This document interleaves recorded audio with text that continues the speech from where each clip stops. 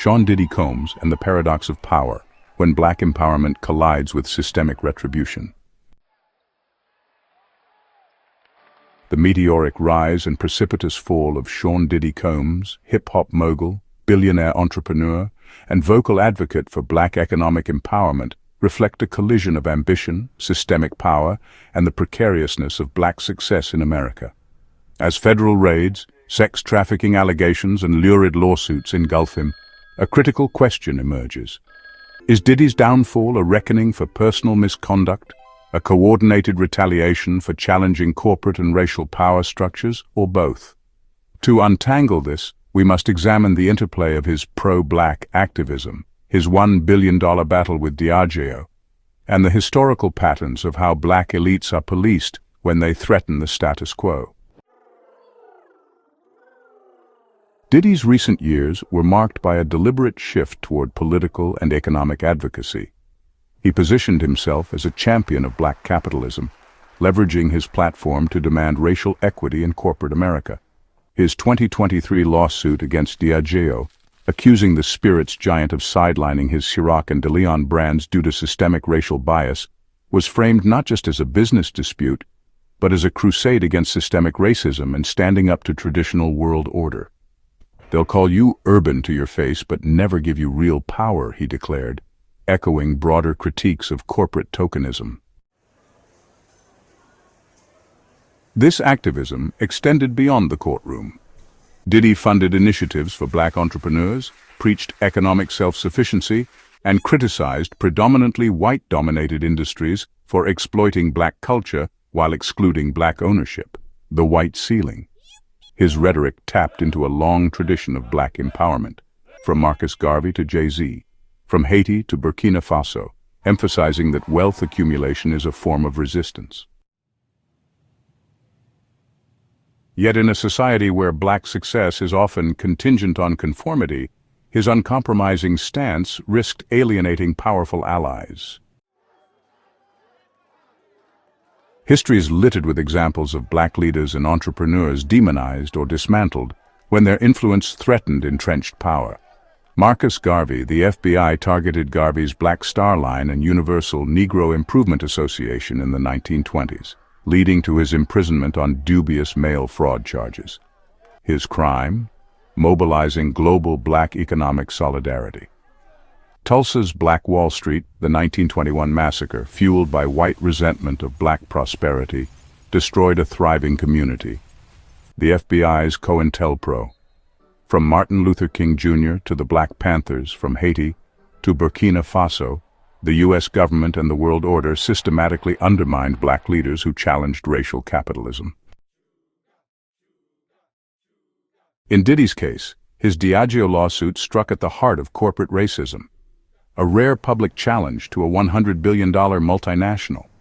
Is it a coincidence that weeks after settling, federal agents raided his homes? While no direct link exists, the timing raises questions about whether his defiance made him vulnerable to scrutiny or he needed to be put back in his place. The Diageo settlement and financial vulnerability. Diddy's confidential settlement with Diageo in January 2024 likely cost him leverage and liquidity. High-stakes legal battles drain resources and destabilize alliances, creating openings for adversaries. Wealth shields elites from accountability, until it doesn't. The open secret paradox. Diddy's parties and lifestyle were long framed as eccentricities of a hip-hop kingpin, well-known, well-attended, and no different to a Playboy party. Yet the transition from whispered rumors to federal indictments mirrors the Me Too playbook. When cultural power wanes, when the shield falls, victims and investigators gain courage, or are encouraged to do so. His weakened position post-Diageo may have emboldened accusers, and some green lights went off. Maybe it was a long time coming. The politics of prosecution. Federal probes into sex trafficking often target high-profile figures to signal progress on systemic issues. However, black men, especially those who defy racial hierarchies and challenge the world order, are disproportionately criminalized and thrown to the court of public opinion through powerful media houses that are owned by the same white capitalists. Compare the delayed accountability for Epstein, a white financier with elite ties, to the swift, sensationalized takedowns of Bill Cosby or R. Kelly or Michael Jackson or Chris Brown. Media coverage of Diddy's case reveals entrenched biases. Sensationalism over substance. Outlets emphasize salacious details like freak-offs, baby oil, rather than examining systemic factors and objective analysis. This distracts from deeper questions about power dynamics and racialized scrutiny and the inevitable takedown and takeout strategy. The angry black mogul trope. Diddy's assertive advocacy is often painted as arrogance, echoing stereotypes used to malign outspoken black figures such as Kanye West and LeBron James. His lawsuit against Diageo was dismissed by some as a tantrum, not a legitimate challenge.